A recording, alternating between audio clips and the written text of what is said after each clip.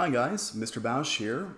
Today we're going to talk about the birth of American modernism. This is the next unit we're going to be working with over the course of 2 to 3 weeks. It's going to involve both reading The Great Gatsby and then also watching Of Mice and Men.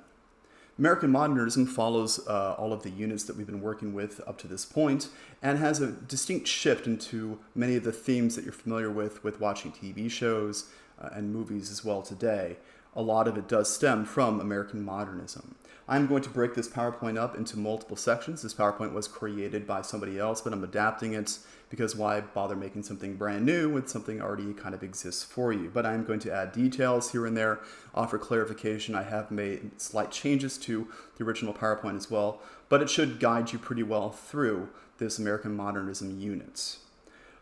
So let's get started. This did occur from 1915 to 1945. That's where the bulk of this information is going to come from, especially the two works that we're going to work with. World War I occurred, and it pretty much destroyed all faith in progress and humanity that people had up to that point. The idea of countries going to war and killing people by the millions was something brand new. It had never occurred to people that such violence prowled underneath man's apparent harmony and rationality. Because up to this point, all art, all science, everything else had been kind of driving humanity in a positive direction, but then World War I happened. Another quote is modernism's response by clusters of intellectuals and artists to the converging processes of industrialization. Industrialization was the transition between people working on farms, working in simplistic jobs, doing one thing every single day, to them being replaced and also getting a higher quality of living because things like the assembly line were created. When Henry Ford was able to create a process for building a car that did not require a bunch of people to do the same thing over and over again, that was industrialization. And that's also what caused the shift from factory jobs to service jobs.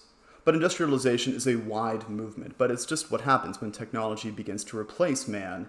Man has to go elsewhere. With the literary modernism, literary means anything that is written down, there is a high degree of experimentation, so people are trying new things. Characters are most often alienated by people searching unsuccessfully for meaning and love in their lives because they've been pushed in a new direction and they're not sure where to go.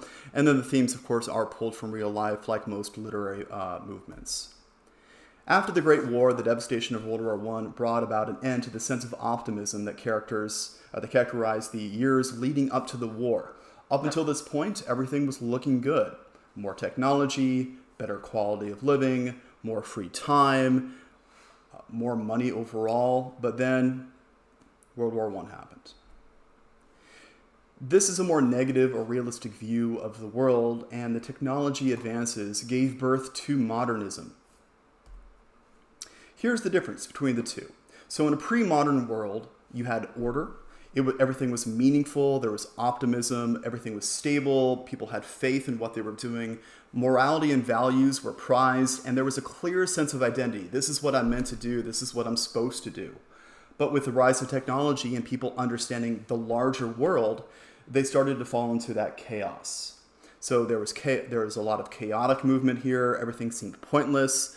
There's a lot of pessimism, fluctuating lifestyles, loss of faith, collapse of morality and values, and a confused sense and identity in the place in the world. This is where I'm going to pause for a second to start the next video, so go ahead and click on the next video now.